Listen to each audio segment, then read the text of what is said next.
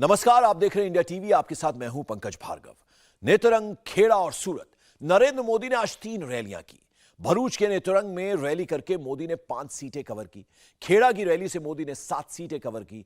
तो वहीं सूरत की 16 सीटों के लिए मोदी ने सबसे ज्यादा टाइम दिया और प्रधानमंत्री ने वहां रोड शो किया। एक दिन में 28 सीटें, यह मोदी की स्पीड है जिसका फिलहाल कोई मैच नहीं है।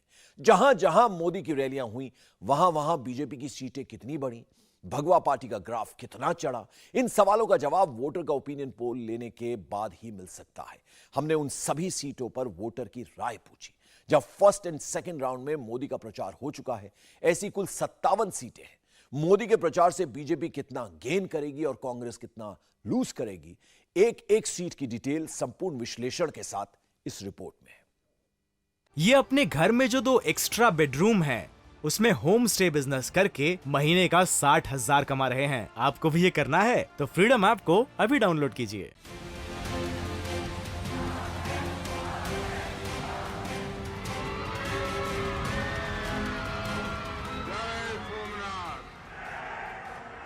जय सोमनाथ। भारत माता की, भारत माता की।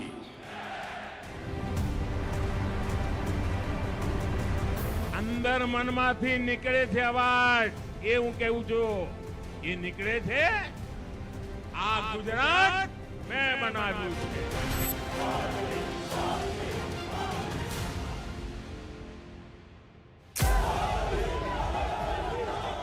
बावला, दहेगाम, मोडासा, पालनपुर, भावनगर, वडोदरा, दाहोद, मेहसाणा, नवसारी, जंबूसर, सुरेंद्रनगर, बोटाद, अमरेली, धोराजी, सोमनाथ, वेरावल, वलसाड और वापी। प्रधानमंत्री ने जहां जहां प्रचार किया, वहां भगवा रंग कितना चढ़ा। नरेंद्र मोदी ने जहां जहां वोट मांगे, वहां बीजेपी का विनिंग चांस कितना बढ़ा।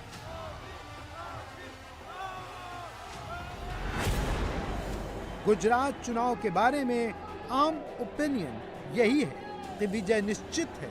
प्रचंड विजय नरेंद्र मोदी सुनिश्चित कर रहे हैं।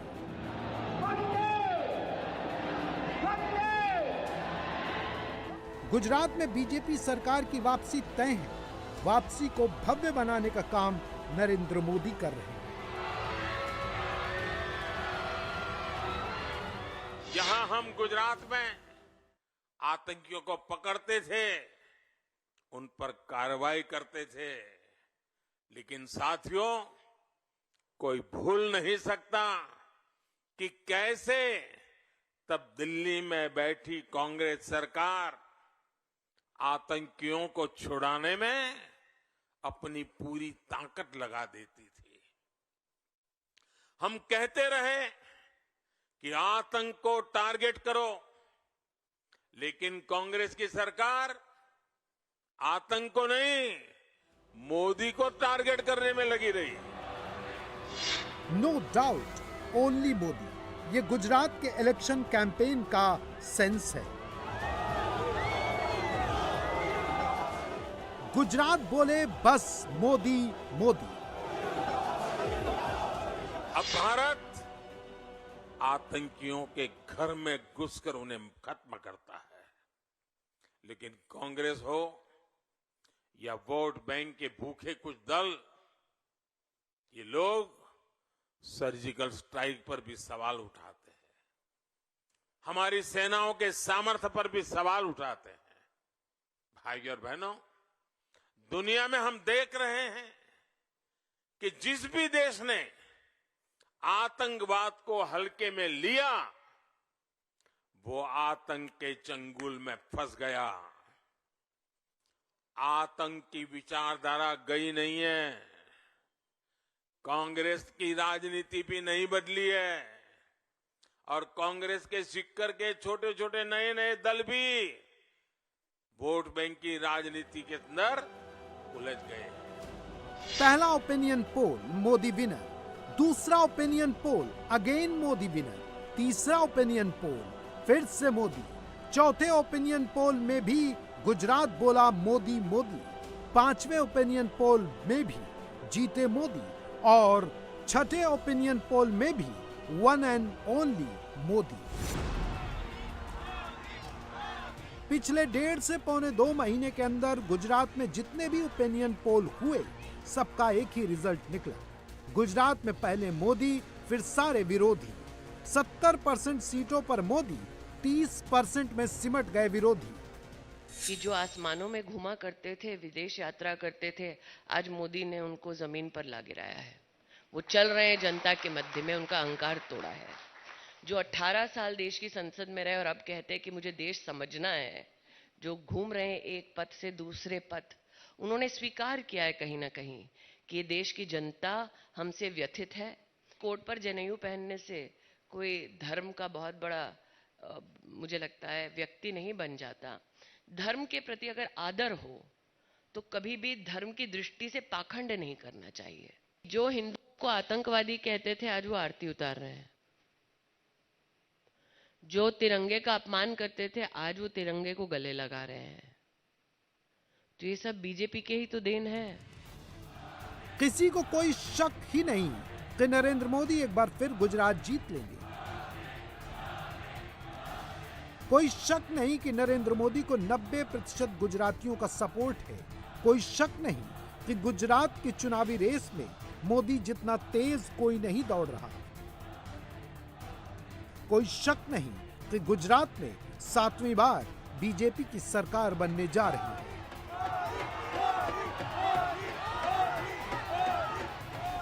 1995, 1998, 2002, 2007, 2012, 2017 और अब 2022। गुजरात में 27 साल तक भगवा लहराने के बाद एक बार फिर कमल ही खिलेगा, किसी को कोई डाउट ही नहीं है। क्या वડીલોના આશીર્વાદ એ મને ઉર્જા આપે છે, નવી શક્તિ આપે છે અને દેશ માટે વધુ ને વધુ કામ કરવાની પ્રેરણા આપે છે। એટલા માટે મારા વતી ઘેર ઘેર જઈને પગે લાગજો, પ્રણામ કહેજો, એટલી જ વિનંતી। બોલો ભારત માતા की, ભારત માતા की। સોમનાથ દાદાના દર્શન કર્યા, પૂજા કરી અને એમણે તમને પ્રણામ પાઠવ્યા છે। મારા વતી દરેક ઘેર જઈને પ્રણામ કહેજે। गुजरात के लेटेस्ट ओपिनियन पोल के मुताबिक गुजरात विधानसभा की 182 सीटों में से बीजेपी 113 सीट जीत सकती है, कांग्रेस 62 सीट निकाल सकती है, केजरीवाल की आम आदमी पार्टी को 6 सीट मिल सकती हैं, अन्य को केवल 1 सीट से संतोष करना पड़ेगा। मोदी साहब ने किया ना कि आपका एक वोट की जो ताकत है उस ताकत के आधार पर सरकार बनती है और उसके आधार पे नया नया इंफ्रास्ट्रक्चर आता है, नए काम होते हैं, नया एयरपोर्ट बनता है, नई हॉस्पिटल आती है, हर चीज ये एक वोट के ताकत पर आती है। ये बात वो बहुत अच्छी तरह लोगों को समझा भी सकते हैं और लोग समझ भी लेते हैं। गुजरात का चुनाव 90-10 का, यानी जैसे यूपी में योगी ने नारा दिया था 80-20, क्या गुजरात का चुनाव 90-10 का चुनाव है? मैंने कोई नारा नहीं दिया, ना हमारे कोई नेता ने दिया। वो दे देंगे, हम उसको पूरा करेंगे। योगी जी का नारा था 80-20, यानी 80% वोट एक तरफ, 20% वोट दूसरी तरफ। हम तो 100% की बात करते हैं। गुजरात चुनाव में मोदी की जीत या हार का प्रश्न ही नहीं है। प्रश्न है कि बहुमत कितना बड़ा होगा। प्रश्न है कि मोदी की पार्टी को जनमत कैसा मिलेगा। प्रश्न है जीत के अंतर का। प्रश्न है बहुमत की विशालता का। प्रश्न है गांधीनगर से आगे नई दिल्ली का। 8 दिसंबर को गुजरात नरेंद्र मोदी के लिए जितना बड़ा लॉन्च पैड देगा, 2024 के लिए मोदी के अभियान का आगाज उतना ही ग्रैंड होगा। ये तो हुई लॉन्ग टर्म की बात। शॉर्ट टर्म का सवाल ये है कि नरेंद्र मोदी जिस पिच पर बैटिंग करने उतर रहे हैं वहां उनका स्ट्राइक रेट क्या है।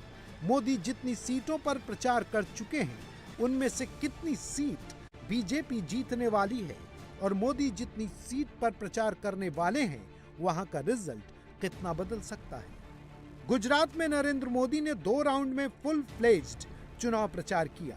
फर्स्ट राउंड 3 दिनों में 8 रैलियों का और सेकेंड राउंड 2 दिनों में 8 रैलियों का। 23 नवंबर और 24 नवंबर को सिर्फ 2 दिन के अंदर मोदी ने 8 रैलियों से 57 सीट कवर की। 2017 के चुनाव में इन 57 सीट में से बीजेपी ने 37 और कांग्रेस ने 19 सीट जीती, अन्य को 1 सीट मिली थी। 2022 में प्रधानमंत्री के प्रचार से बीजेपी इन 57 सीट में से 42 से 45 सीट जीत सकती है, यानी मोदी पुराने स्कोर में 5 से 8 सीट ऐड करते हुए दिख रहे हैं, जबकि कांग्रेस की सीट 19 से घटकर 12 से 15 हो सकती है। जिन 57 सीट के लिए नरेंद्र मोदी ने प्रचार किया वहां अगर वो 42 सीट जीतते हैं तो उनका स्ट्राइक रेट होगा 73% का, और अगर वो 45 सीट जीत लेते हैं तो स्ट्राइक रेट हो जाएगा 79% का। मोदी की सबसे लेटेस्ट रैली गुजरात के बावला में हुई। आपको बताते हैं कि मोदी की रैली से पहले बावला किधर था और अब बावला किधर है। अहमदाबाद देहात में ढोलका विधानसभा सीट के अंदर आता है बावला। बावला और मोदी को गूगल करेंगे तो सबसे पहले ये तस्वीर दिखेगी। नरेंद्र मोदी को जीत का आशीर्वाद देती 104 साल की मानिक बात। बावला और ढोलका की जनता के बीच मोदी का जबरदस्त क्रेज है। धौलावीरा और लोथल जैसी हड़प्पा संस्कृति का यही केंद्र है। अब इस सीट का ओपिनियन पोल देख लीजिए। 2017 में ढोलका सीट बीजेपी ने 327 वोट के मामूली मार्जिन से जीती थी। 2022 का ओपिनियन पोल कहता है कि इस बार ढोलका की सीट पर मोदी की पार्टी को बड़ी जीत मिलेगी, यानी मोदी के प्रचार से ढोलका का वोट मीटर बीजेपी की तरफ शिफ्ट हो रहा है। वोट मीटर का कांटा भगवा की तरफ भाग रहा है। मोदी जब प्रचार करने आते हैं तो एक साथ कम से कम 10 सीट पर इफेक्ट डालते हैं। अहमदाबाद जिले के बावला में मोदी के प्रचार से जिले की अन्य सीटों पर भी असर पड़ा है। अहमदाबाद में कांग्रेस की कम से कम 4 सीट मोदी छीन सकते हैं। वीरमग्राम, बापूनगर, दरियापुर और ढांडुका 2017 में ये 4 सीट पंजे की पकड़ में चली गई थी। 2022 में मोदी यहां कमल खिला सकते हैं, कम से कम ओपिनियन पोल तो यही कह रहे हैं। वीरमग्राम में वोट मीटर का कांटा भगवा की तरफ जा रहा है। बापूनगर में भी वोट मीटर यही दिखा रहा है। दरियापुर में भी वोट मीटर बीजेपी की जीत दिखा रहा है और ढांडुका सीट भी कांग्रेस से बीजेपी की तरफ जाती दिख रही है। इनमें से वीरमग्राम की वो सीट है जहां से मोदी ने हार्दिक पटेल को टिकट दिया है। हार्दिक पटेल कांग्रेस से बीजेपी में आए हैं और वीरमग्राम से जीत के दावेदार हैं। भारतीय जनता पार्टी में ये सिस्टम है, किसी एक व्यक्ति को टिकट मिलता है तो बाकी लोग उसको मदद करते। मैं 4 महीने से यहाँ मेहनत कर रहा था, लोगों से बातचीत कर रहा था, लोगों के बीच में जाता था, कई मेडिकल कैंप किए, कई सोशल वर्क किए, कई किसानों के लिए जो प्रयास होने चाहिए थे बेहतर वो किए। अगर उसके बाद मुझे मान लीजिए कि टिकट नहीं मिलता और किसी और को मिलता तो मेरी जिम्मेवारी होती कि मैं उनको जीताऊँ, क्योंकि निश्चित रूप से यहाँ कौन हारता है कौन जीतता है ये सवाल नहीं है। ये सवाल है कि विरमगांव विधानसभा के 3 लाख लोगों की जो समस्या है उसका समाधान कैसे हो। तो मेरा ये लड़ाई है कि हम यहाँ किसी कांग्रेस को या कांग्रेस के कैंडिडेट को हराने के लिए नहीं आए। मैं विरमगांव मंडल देतरोज के 3 लाख लोगों को जिताने के लिए आया हूँ। अहमदाबाद जिले का दरियापुर मुस्लिम बहुल सीट है। 5 साल पहले यहाँ कांग्रेस के विधायक बने थे। इस बार ये सीट भी मोदी बीजेपी की झोली में डाल सकते हैं। दरियापुर का वोट मीटर हरे रंग से भगवा की तरफ भाग रहा है। दरियापुर में असदुद्दीन ओवैसी भी जबरदस्त एक्टिव हैं। ओवैसी ये सीट तो नहीं जीत पाएंगे, लेकिन कांग्रेस की हार में बड़ा रोल निभा सकते हैं। आज लग रहा है कि उनका चुनाव आसान हो जाएगा। आप जाएंगे, जो मुस्लिम समुदाय का वोट जो था कांग्रेस पार्टी को पड़ता था, वो आपको पड़ेगा, बटेगा। हो सकता है उनकी राह आसान हो जाए। देखिए, हमने गोधरा में हमारे म्युनिसिपल कॉर्पोरेटर्स जीते और कई महीनों तक हमारा डिप्टी मेयर था वहां पर। और दूसरी बात यह है कि हम वेट करते रहे। हमको वहां के जिम्मेदारों ने कहा कि ओवैसी साहब कैंडिडेट मत दीजिए, हम कांग्रेस से मुसलमान का टिकट ला रहे हैं, जो नॉन पॉलिटिकल बड़े बड़े लोग थे, हम रुके। उसके बाद जब कांग्रेस ने किसी अल्पसंख्यक समाज के मुसलमान को नहीं दिया, मैंने कह दिया था कि नहीं देगी कांग्रेस, क्योंकि कांग्रेस, बीजेपी और वो छोटा रिचार्ज की जो पार्टी है, वो सब के सब हिंदुत्व की आइडियोलॉजी पर चल रहे हैं। नहीं तो आप हिंदू कैंडिडेट उतार देते। देखिए, हिंदू कैंडिडेट हम दिए हैं ना, दिए हम हिंदू कैंडिडेट, दानी लिमड़ा से दिए हैं, वडगाम से दिए हैं। नहीं, मैं गोधरा की बात कर रहा हूं। आप इंतजार कर रहे थे कि कोई मुसलमान लड़ेगा अगर कांग्रेस से, तो हम कैंडिडेट नहीं देंगे। अच्छा, उन्होंने हिंदू कैंडिडेट दिया, आप भी हिंदू कैंडिडेट दे तो आप पूछ लेते मोदी जी से, अमित शाह जब आएंगे, आपने एक मुसलमान टिकट क्यों नहीं दिया? हम तो पूछते हर बार उनसे। अरे एक ही नहीं, एक भी नहीं देते हैं। 2017 में अहमदाबाद डिस्ट्रिक्ट में बीजेपी और कांग्रेस का स्कोर 15-6 का था। 2022 में मोदी इस स्कोर को 19-2 का कर सकते हैं। ये मोदी की एक रैली का इफेक्ट है। यहाँ 5 दिसंबर को वोट पड़ेंगे, उससे पहले अहमदाबाद में प्रधानमंत्री की अभी और रैलियां होनी है। 2017 के चुनाव में गुजरात के शहरी वोटर मोदी के साथ थे, लेकिन ग्रामीण वोटर कुछ छिटक गए थे। बावला में मोदी ने डायरेक्ट उन्हीं को टारगेट किया। આજે જ્યારે બાવળા આવવાનું નક્કી થયું,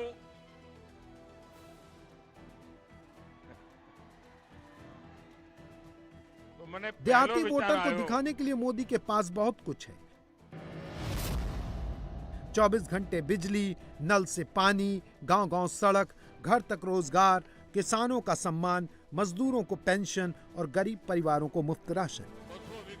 2017 में जहां बीजेपी पिछड़ रही थी, वहां भी मोदी स्कोर कर रहे हैं, वो भी पहले से बेटर स्ट्राइक रेट के साथ। गांव में रहने वाले 48% वोटर कमल के साथ हैं और 46% वोटर पंजे के साथ हैं।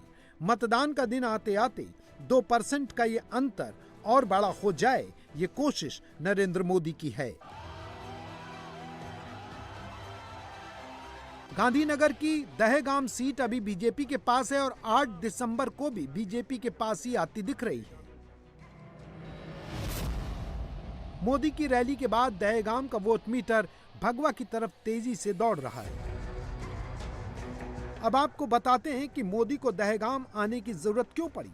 दरअसल दहेगाम सीट से कांग्रेस के प्रदेश अध्यक्ष जगदीश ठाकुर 2 बार विधायकी का चुनाव जीत चुके हैं, इसलिए मोदी यहां कांग्रेस की लीडरशिप को कुचलने के लिए आए। दहेगाम में मोदी ने अपने 20 साल के शासन को शोकेस किया। गुजरात मॉडल देश में नंबर 1 क्यों है, ये बताया। આગામી 25 વર્ષ જ્યારે દેશની આઝાદીના 100 વર્ષ થશે, या 25 वर्ष अमृतकाल। दहेगाम जिस गांधीनगर में है, वहीं की एक और हाई प्रोफाइल सीट है गांधीनगर दक्षिण। राजधानी की सीट पर नरेंद्र मोदी ने कांग्रेस से आए अल्पेश ठाकुर को टिकट दिया है।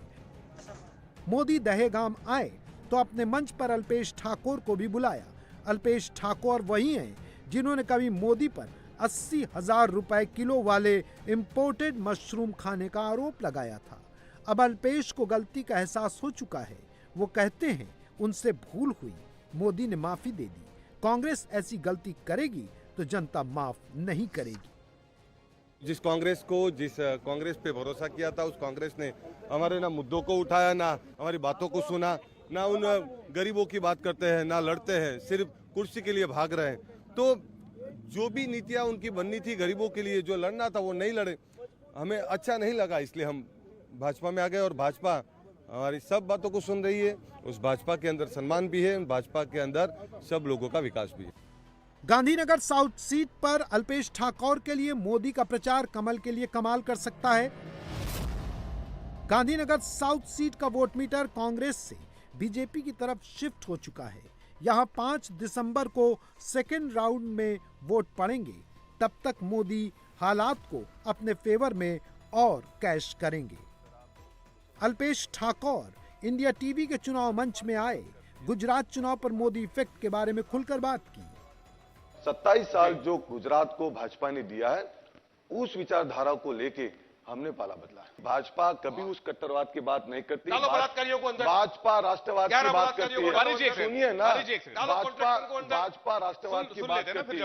और आप पे हंसी इसलिए आती है कि आप मन में ही गंदगी भर के गुजरात के अंदर आते हैं, पूरा कचरा मन का ठाल अंदर इधर गुजरात में डालते हैं। आप जो बोल रहे हैं, आज गुजरात की पानी व्यवस्था, गुजरात के हर घर में पानी आ रहा है। मुझे एक घर बता दीजिए, मैं राजनीति छोड़ दूंगा। क्या बात करते हैं? अरे छोड़िए, ऐसी ओछी बात मत कीजिए, ओछी राजनीति मत कीजिए, ओछी राजनीति गुजरात के अंदर मत कीजिए।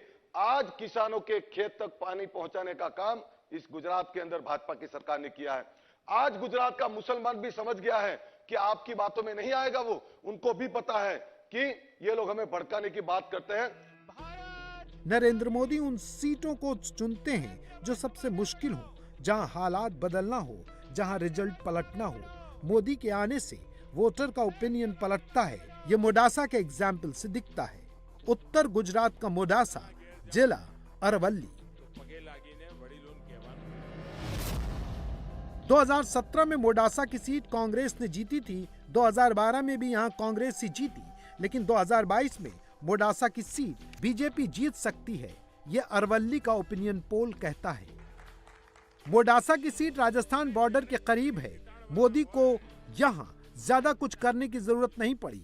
उन्होंने बस गुजरात को राजस्थान से कंपेयर कर दिया। बाकी मोडासा के वोटर खुद समझ गए। પણ વધારાની વીજળી તમે વેચીને કમાઈ કરી શકો, ઘેર બેઠા કમાણી થાય, વીજળીમાંથી કમાણી થાય, એ વાત તો મોદી જ કરી શકે પહેલા, અને એ મારે કરવું છે। मोदी की एक रैली ने मोडासा को मॉडिफाई कर दिया। मोडासा का वोट मीटर कांग्रेस से बीजेपी की तरफ शिफ्ट हो गया। खूब खूब आभार माननीय नरेंद्र भाई मोदी साहब नो। नॉर्थ गुजरात में मोडासा के ही करीब है पालनपुर, जिला बनासकांठा। ત્યારે તમારા 25 વર્ષનો પણ વિચાર કરજો। તમારા ઉજ્જવળ 25 વર્ષની ગારંટી એ વાતમાં છે કે ગુજરાતના 25 વર્ષ ઉજ્જવળ હોય। ગુજરાતના 25 વર્ષ ઉજ્જવળ હોય એટલે તમારી જિંદગી ઉજ્જવળ, એ ગેરંટી લઈને હું આવ્યો છું।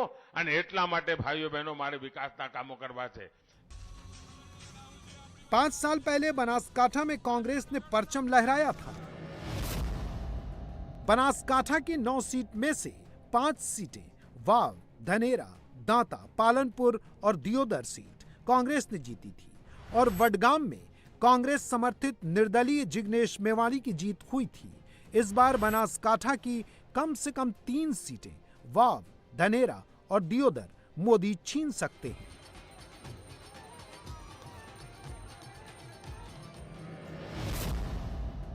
बनासकांठा की वाव सीट पर वोट मीटर शिफ्ट हो गया। धनेरा सीट पर भी वोट मीटर भगवा की तरफ मुड़ गया और दियोदर सीट पर वोट का कांटा कांग्रेस से बीजेपी की ओर झुक गया।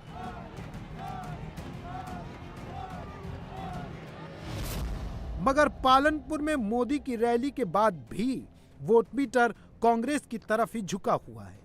वडगाम से इंडिपेंडेंट जीतने वाले जिग्नेश मेवाणी इस बार कांग्रेस के कैंडिडेट हैं। उनकी सीट पर अभी कांग्रेस का पलड़ा भारी दिख रहा है।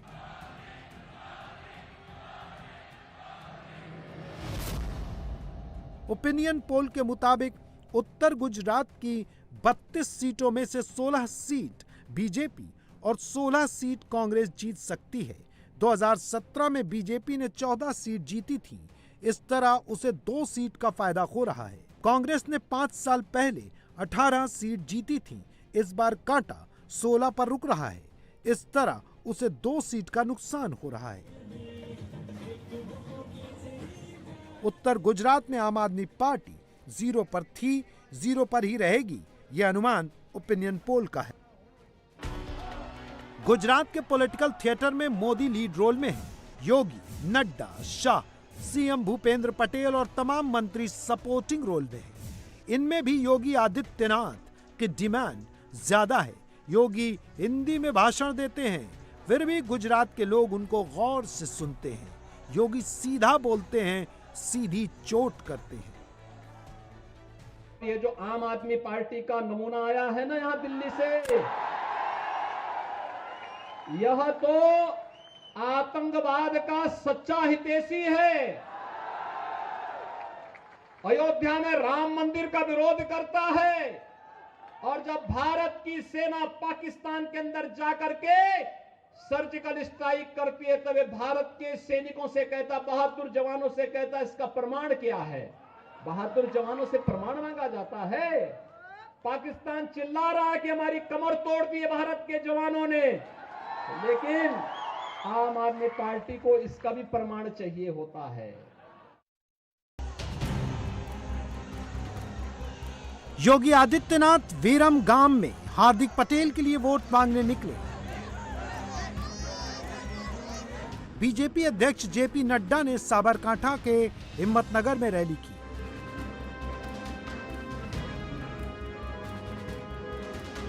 गुजरात के सीएम भूपेंद्र पटेल ने अहमदाबाद में रोड शो किया। अमित शाह ने तलाजा और महुआ में वोट अपील की। गुजरात में बीजेपी के स्टार प्रचारक कई हैं, लेकिन सुपरस्टार एक ही हैं, नरेंद्र मोदी। जो हमारे पास भारतीय जनता पार्टी के पास गुजरात में करीब 1 करोड़ 18 लाख मेंबर्स हैं, प्राइमरी मेंबर्स हैं। प्राइमरी मेंबर्स में होता है कि मैं, मेरी वाइफ, मेरा बेटा, उसकी वाइफ, या ना घर के जितने मेंबर हैं वो प्राइमरी मेंबर बन सकते हैं। और हमारे पास पेज कमेटी है। पेज कमेटी में हम एक घर में से एक ही व्यक्ति को बनाते हैं, तो हमारे पास करीब 82 लाख या ना 80 लाख से ज़्यादा हमारे पेज कमेटी के मेंबर हैं। ये वोटर्स खुद तो वोटर्स ही है, मगर साथ में ये वोटर्स को घर तक निकाल कर बूथ तक ले जाना, उनके साथ जो संपर्क करना, उन्होंने वोटिंग किया या नहीं किया उसको हैमरिंग करना, बार बार याद दिलाना, ये जो सिस्टम, ये जो ताकत, नरेंद्र मोदी साहब जहाँ पर संगठन मंत्री थे, बाद में मुख्यमंत्री रहे, तो उन्होंने ये जो सिस्टम बना के रखी है वो सिस्टम चल रही है। ये सिस्टम बनाया हुआ मोदी जी का ही है, मोदी साहब का ही है। जब वो चीफ मिनिस्टर नहीं थे, जब संगठन महामंत्री थे, जब से इन्होंने ये जो सिस्टम बनाई है और उसी के ऊपर आगे बढ़ रहे हैं। आज भी गुजरात के इलेक्शन या देश के इलेक्शन जीतते हैं तो मोदी साहब की ताकत को बूथ तक ले जाने की ताकत कार्यकर्ता ही रखते हैं, तो उसी के आधार पर जीत होती है। नहीं, ये बात तो आपकी ठीक है। हम तो कांग्रेस के लोगों से भी बात कर रहे हैं लगातार, तो वो भी ये बात मानते हैं कि आपके पास जो इलेक्शन लड़ाने की क्षमता है वो अद्भुत है और आपके पास मशीनरी है। जैसे भी आपने जिक्र किया पेज कमेटी, हम पहले सुनते थे पन्ना प्रमुख होता है आपका। पन्ना प्रमुख का मतलब क्या होता है? एक बूथ पर कुछ वोटर, उनके नाम एक पन्ने पर जितने आ जाएं, या कुछ संख्या होती है उसकी निर्धारित संख्या? पन्ना प्रमुख तो पेज के ऊपर एक ही होता है, मगर हम लोग पन्ना कमेटी बनाते हैं, पेज कमेटी। एक पेज के ऊपर 30 वोटर्स होते हैं। एवरेज अगर एक घर में 3 वोट है तो 9-10 घर होते हैं। हम वो 9-10 घर में से कम से कम 5 घरों में से सिर्फ एक व्यक्ति को पेज कमेटी का मेंबर बनाते हैं और उसमें से एक व्यक्ति को हम पेज कमेटी का प्रमुख बनाते हैं। तो हमारी कमेटी तैयार हो गई 5 लोगों की, उसमें से एक पेज प्रमुख हो गया। उसके घर के जो 15 वोट हैं वही वो डालने की अगर वो कोशिश करेगा सफलतापूर्वक, तो हमें जितने वोट चाहिए, जो रिकॉर्ड करने के बाद आदरणीय प्रधानमंत्री मोदी साहब कह रहे हैं, हमारे अमित भाई शाह साहब ने भी कल से कहा है कि हम रिकॉर्ड करेंगे, उसी के आधार पर हो जाएगा। बीजेपी के वॉर रूम में नरेंद्र मोदी की रैली प्लान करने से पहले किसी भी सीट का 360 डिग्री एनालिसिस किया जाता है। मोदी वहीं भेजे जाते हैं जहां का स्विंग चेंज करना हो या जहां से कोई बड़ा मैसेज देना हो। मोदी आखिरी दौर में जहां वोट मांगेंगे वहां के वोटर का फाइनल ओपिनियन क्या है, यह तो 8 दिसंबर को ही पता चलेगा। उससे पहले हम आपको बता रहे हैं कि मोदी जहां वोट मांग चुके हैं वहां की हवा का रुख कितना बदला है। सेंट्रल गुजरात के वडोदरा में मोदी ने बुधवार 23 नवंबर को रैली की थी। वडोदरा की 10 सीट पर 5 साल पहले 8-2 का स्कोर था। मोदी इस बार 9-1 का स्कोर करते दिख रहे हैं। वडोदरा की करजन सीट पर इस बार कांग्रेस का नहीं बीजेपी का कैंडिडेट जीतेगा, ये रुझान ओपिनियन पोल में मिल रहा है। सेंट्रल गुजरात के दाहोद में मोदी ने 23 नवंबर को रैली की। हमने मोदी की रैली के बाद दाहोद के वोटर का ओपिनियन जाना। ये अपने घर में जो 2 एक्स्ट्रा बेडरूम है उसमें होम स्टे बिजनेस करके महीने का 60,000 कमा रहे हैं। आपको भी ये करना है तो फ्रीडम ऐप को अभी डाउनलोड कीजिए। दाहोद में 6 सीटें हैं और 6 की 6 सीटें आदिवासी समाज के लिए सुरक्षित हैं। फतेहपुरा, लिमखेड़ा और देवगढ़ बारिया सीट बीजेपी के पास है। जालोद, दाहोद और गरबदा में कांग्रेस का सिटिंग एमएलए है। मोदी की रैली के बाद कांग्रेस की 2 सीटों पर भगवा छा रहा है। दाहोद, जहां मोदी की रैली हुई, वो सीट बीजेपी कांग्रेस से छीनती हुई दिख रही है। इसी तरह गरबदा सीट का वोट मीटर कांग्रेस से बीजेपी की ओर जा रहा है, लेकिन जलोद सीट का वोट मीटर अब भी कांग्रेस का दबदबा दिखा रहा है। आदिवासी बहुल दाहोद में 103 साल के सुमन भाई के साथ मोदी की ये तस्वीर बहुत बड़े संकेत देती है। मोदी के विरोधी दाहोद में मोदी को हराने की बात करते हैं, मगर वोटर्स से कनेक्ट जब ऐसा हो तो गुजरात में मोदी को हराना मुश्किल ही नहीं, नामुमकिन है।